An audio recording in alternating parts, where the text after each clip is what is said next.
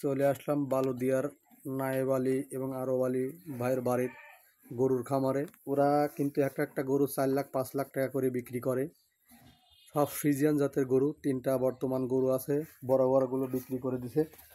দেখেন গোয়াল ঘর কত সুন্দর, গোয়াল ঘর, গরুগুলা খাচ্ছে দেখেন।